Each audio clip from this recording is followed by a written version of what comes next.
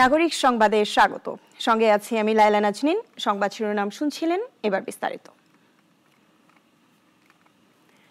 নানা নাটকীয়তার মধ্যেই শেষ হলো জাকসু নির্বাচন। ইতোমধ্যেই ফল প্রকাশ করেছে নির্বাচন কমিশন। ভিপি হয়েছেন স্বতন্ত্র থেকে আব্দুর রশিদ জিতু। জিএস হিসেবে জয়ী হয়েছেন শিবির প্যানেলের মাঝারুল ইসলাম। এছাড়াও অধিকাংশ পদেই আধিপত্য শিবির প্রার্থীদের। আকলাকুর রহমান আকাশের রিপোর্ট, জানাচ্ছেন শাশ্বতী সরকার।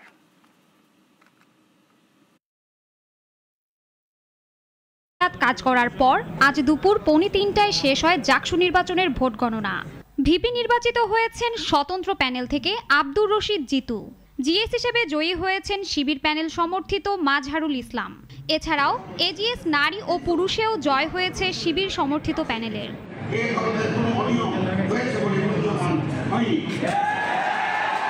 নির্বাচন বর্জন, শিক্ষিকার মৃত্যু, শিক্ষকদের দায়িত্ব থেকে পদত্যাগ, সব মিলিয়ে এক নাটকীয়তাপূর্ণ পরিস্থিতির সাক্ষী হল জাহাঙ্গীরনগর বিশ্ববিদ্যালয়ের শিক্ষক শিক্ষার্থী সহ পুরো দেশ।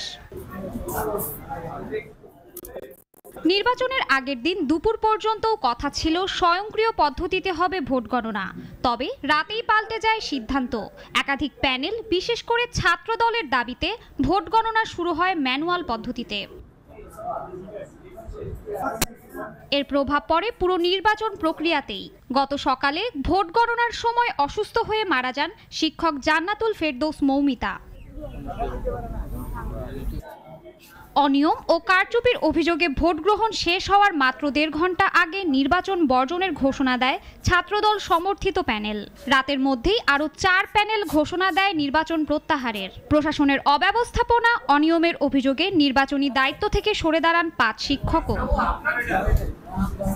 প্রথমে সন্ধ্যা 7টায় ফল প্রকাশের কথা থাকলেও প্রধান নির্বাচন কমিশনার পরে সময় এগিয়ে 4:30টায় আনলেও কথা রাখতে পারেননি।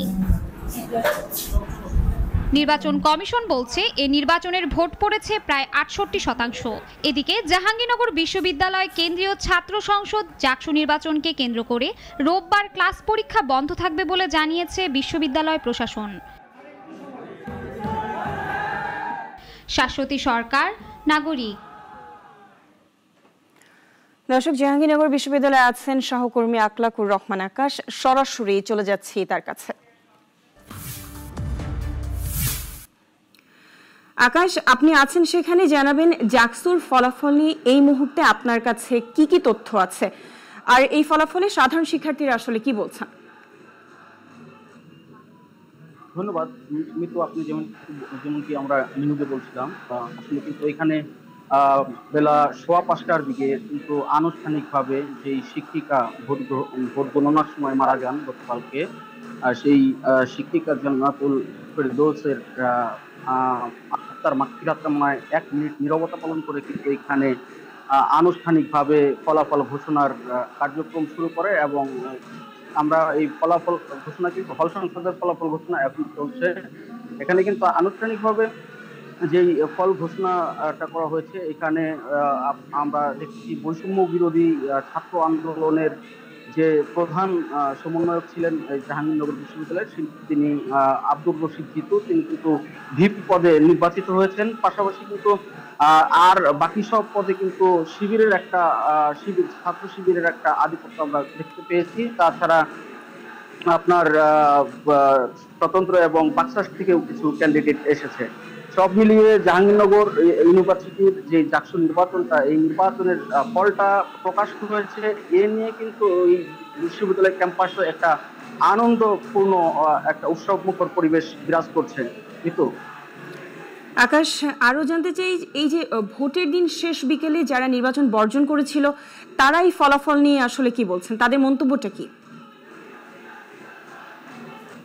দেখেন, এখানে কিন্তু যারা এই ফলাফল বর্জন করেছে তাদের আধিপত্য আমরা দেখতে পাইনি, উপস্থিতিও দেখতে পাইনি। পাশাপাশি যেই শিক্ষক এবং নির্বাচন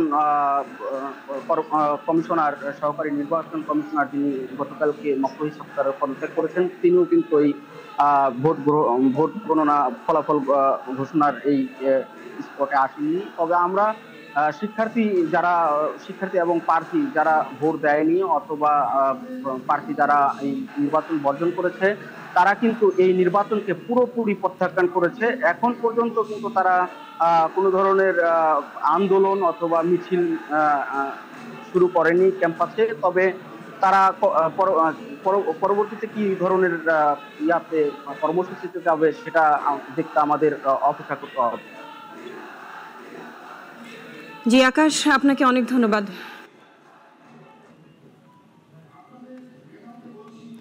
দর্শক, জাকসু নির্বাচনের ফলাফলের খবর জানাচ্ছিলেন সহকর্মী আকলাকুর রহমান আকাশ। চলে যাচ্ছি পরের সংবাদে। ডাকসু নির্বাচনে বড় প্রতিদ্বন্দ্বী ছাত্রদল প্যানেলকে হারিয়ে শিবিরের জয় ছাত্র রাজনীতিতে নতুন মানচিত্র তৈরি করেছে। ক্যাম্পাস রাজনীতি প্রবেশ করেছে কৌশল, মেধা আর সাংগঠনিক দৃঢ়তার যুগে। তবে বিশেষজ্ঞরা বলছেন জাতীয় রাজনীতির বৃহৎ পরিসরে শোনা যাবে না এর প্রতিধ্বনি। বড় বড় প্যানেলগুলোর পাল্টাপাল্টি অভিযোগ, রাতভর নানান ঘটনা আর ভোট কারচুপির অভিযোগের মধ্যেই হয় ডাকসু নির্বাচন। 40,000 ভোটার, তার 78% দিয়েছে ভোট। ডাকসুর 28টি পদের ভিপি ও জিএস সহ 12টি সম্পাদকীয় পদের মধ্যে 9টিতে এবং সর্বমোট 23টি পদে শিবির সমর্থিত ঐক্যবদ্ধ শিক্ষার্থী জোট নতুন ইতিহাস গড়ে। একযুগে ডাকসুর ভোটে ছিল পেশি শক্তির ব্যবহার, ছিল সন্ত্রাস, স্বাধীনতা খর্বের অভিযোগ। ফলে রাজনীতি থেকে মুখ ফিরিয়ে নিয়েছিল শিক্ষার্থীরা। তবে গত এক দশকে পুনরুজ্জীবন ঘটেছে ছাত্র রাজনীতির, আর রাজনৈতিক পট পরিবর্তনের পর এসেছে নতুন মোড়। ইতিবাচকতা, মেধার চর্চা আর ধারাবাহিক প্রস্তুতি ডাকসুর জয় পরাজয় নির্ধারণ করেছে। ডাকসুর নির্বাচন ভবিষ্যৎ রাজনীতির ধারাকে কতটুকু প্রভাবিত করবে? রাষ্ট্রবিজ্ঞানীরা মনে করেন কৌশলগত পরিবর্তনে এবারের ডাকসুর নির্বাচন বিশেষ, তবে জাতীয় রাজনীতিতে এর সুর বাজবে না। জাতীয় রাজনীতির একটা নিজস্ব সক্রিয়তা আছে, ছাত্র রাজনীতির একটা নিজস্ব সক্রিয়তা। এটা আমার মনে হয় না জাতীয় রাজনীতিকে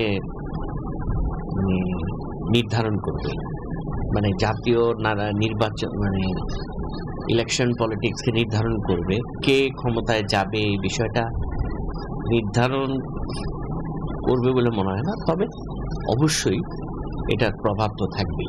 ডাকসুর ভোটে ছিটকে পড়েছে জাতীয় রাজনীতির বড় শক্তি ছাত্রদল সমর্থিত প্যানেল। ঠুনকো প্রতিশ্রুতি নির্ভর পুরনো ছাত্র রাজনীতির চর্চায় কাল হয়েছে তাদের জন্য। কমিটমেন্ট তো শুধু কথার মধ্যে থাকলে হবে না, কাজেও সেটা দেখাতে হবে। ছাত্রদল ছিটকে পড়ছে এটা তো বলা যাবে না। ছিটকে বলা যাবে কেন? যদি তাদের গুড ইন্টেনশন থাকে, এবং আমি বিশ্বাস করি তাদের আছে, যদি তার নাই থাকতো তাহলে তো তারা ভায়োলেন্স করতো, সেটা তো করে নেই তারা। বিশেষজ্ঞরা মনে করেন পরিবর্তিত সময়ের ধারায় সাধারণ শিক্ষার্থীদের প্রত্যাশা আর ক্যাম্পাসের বাস্তবতা মিলিয়ে গড়ে উঠবে ভবিষ্যৎ ছাত্র রাজনীতির রূপরেখা। মুনিয়া চৌধুরী, নাগরিক, ঢাকা। শুধু নির্বাচনের মাধ্যমে গণতন্ত্রের পথ উত্তরণ সম্ভব নয়, প্রয়োজন রুলস অ্যান্ড গেমসের পরিবর্তন বলে মন্তব্য করেছেন জাতীয় ঐক্যমত্য কমিশনের সহ সভাপতি আলী রিয়াজ। আর রাজনৈতিক দলের নেতারা মনে করেন রাজনৈতিক দলগুলোর মধ্যে কৌশলগত কারণে মতভেদ থাকলেও দেশের স্বাধীনতা, সার্বভৌমত্ব ধরে রাখতে জাতীয় ঐক্য জরুরি। রাজধানীর এক গোলটেবিল বৈঠকে তারা এসব কথা বলেন। বিস্তারিত প্রতিবেদনে। রাজধানীর একটি হোটেলে সংস্কার বিষয়ে এক জরিপের উপর গণতান্ত্রিক বাংলাদেশের ভবিষ্যৎ, জনমানুষের ভাবনা ও প্রত্যাশা শীর্ষক গোলটেবিল আলোচনার আয়োজন করা হয়। এতে অংশ নেন জাতীয় ঐক্যমত্য কমিশনের সদস্য, রাজনীতিবিদ সহ সমাজের নানা স্তরের মানুষ। সোশ্যাল মিডিয়াতে আলোচনায় সংস্কার বিষয়ে পক্ষে বিপক্ষে নানা মন্তব্য উঠে আসে। বক্তারা লেজুর ভিত্তিক রাজনীতি বন্ধের পক্ষেও মত দেন। জনগণ যেই ধরনের রাজনীতি দেখতে চায়, জনগণের যে আকাঙ্ক্ষা আছে, সেই জায়গায় যাতে রাজনৈতিক দলগুলো কাজ করে। এই লেজুর ভিত্তিক ছাত্র শিক্ষক এবং শ্রমিক সংগঠনগুলোর বিধান আর জিওতে থাকবে না। সংস্কারের নামে আগামী নির্বাচন যাতে ব্যাঘাত না ঘটে সেদিকেও সজাগ থাকার আহ্বান জানান রাজনৈতিক দলের নেতারা। দড়িটা এমন জায়গায় টানাটানি করবো না যাতে দড়িটা ছেড়ে গেলে বাংলাদেশ গভীর একটা রাজনৈতিক ঝুঁকির মধ্যে পড়বে। আমরা একটা বিশেষ বাস্তবতায় উপনীত হয়েছি যেটা সংবিধান ব্যাখ্যা করতে পারছে না, সেই কারণে সুপ্রিম কোর্ট আমাদের ব্যাখ্যা করেছে ডক্ট্রিন অফ নেসেসিটির জায়গায়। এখনো ডক্ট্রিন অফ নেসেসিটির জায়গা থেকেই এই আমাদের সংস্কারের বাস্তবতা নিয়ে কথা বলছে। বিএনপি নেতারা বলেন, সাংবিধানিক সংস্কার সহ অন্যান্য সংস্কার যারা এখনই চাচ্ছেন তাদের উদ্দেশ্য ভিন্ন। সামনে যাতে অনাগত কাল ইনফিনিটিভ পিরিয়ড পর্যন্ত এই রাষ্ট্রটা বহাল থাকে, স্বাধীনতা থাকে। সেই জন্য আমাদের জাতীয় ঐক্য দরকার। সেই জাতীয় প্রশ্নে আমাদের ঐক্য দরকার। আমরা পলিটিক্যাল প্রশ্নে, আদর্শগত প্রশ্নে মতভিন্নতা থাকবে, সেই জাতীয় ঐক্যটা সৃষ্টি করার একটা সুযোগ এই জুলাই গণঅভ্যুত্থান আমাদেরকে দিয়েছিল। আর জাতীয় ঐক্যমত্য কমিশনের সহসভাপতি বলেন, নাগরিক সমাজের প্রতিনিধি সহ সবার সাথে কথা বলেই সংস্কারের রূপরেখা দেওয়া হয়েছে, কিন্তু কেউ কেউ তা ভিন্নভাবে উপস্থাপন করছেন। ট্রানজিশন নির্বাচনের রিকোয়ারমেন্ট নেসেসারি, নট সাফিশিয়েন্ট। বাংলাদেশের ডেমোক্রেটিক ট্রানজিশনের জন্য যেটা দরকার সেটা হচ্ছে rules of the game change করতে হবে। প্রতিষ্ঠান তৈরি করতে হবে।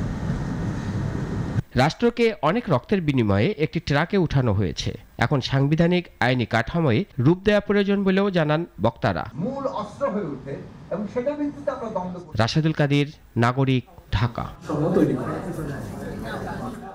ট্রেড লাইসেন্স নবায়ন করতে গিয়ে তীব্র বিড়ম্বনায় পড়তে হচ্ছে কারখানা মালিকদের। সাবেক সরকারের সময় গাজীপুর সিটি কর্পোরেশন এই হয়রানি কৌশল হাতে নেয়।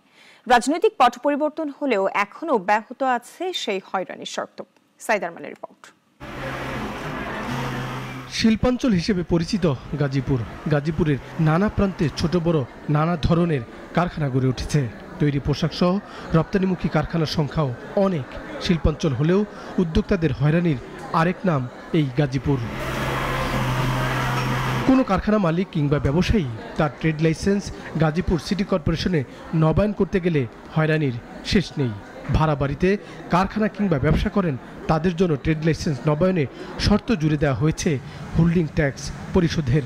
আবার নিজস্ব জমিতে যাদের কারখানা তাদের হোল্ডিং ট্যাক্সের পরিমাণ নিয়ে হয়রানি করছে সিটি কর্পোরেশন। গাজীপুর সিটি কর্পোরেশনটা নিয়ে আমরা যথেষ্ট বিপদে আছি এবং অনেক ছোট ছোট মালিকগুলি বেশি বিপদে, যারা ভাড়াটিয়া আছে। কারণ যখন হোল্ডিং ট্যাক্সটা আসে, হোল্ডিং ট্যাক্স তো দেওয়ার কথা হইলো মূল বিল্ডিংয়ের মালিক অথবা যে জমির মালিক, সে দিবে হোল্ডিং ট্যাক্স। আমি একজন ভাড়াটিয়া মানুষ, আমি তো আর হোল্ডিং ট্যাক্স দিব না। ব্যবসায়ীরা বলছেন সাবেক সরকারের সময় এই হয়রানি শুরু হলেও এখনো তা অব্যাহত আছে। জানা গেছে অনেক বাড়ির মালিক হোল্ডিং ট্যাক্স সময় মতো জমা দিচ্ছেন না সিটি কর্পোরেশনে, ফলে কারখানার ট্রেড লাইসেন্স নবায়ন করা যাচ্ছে না।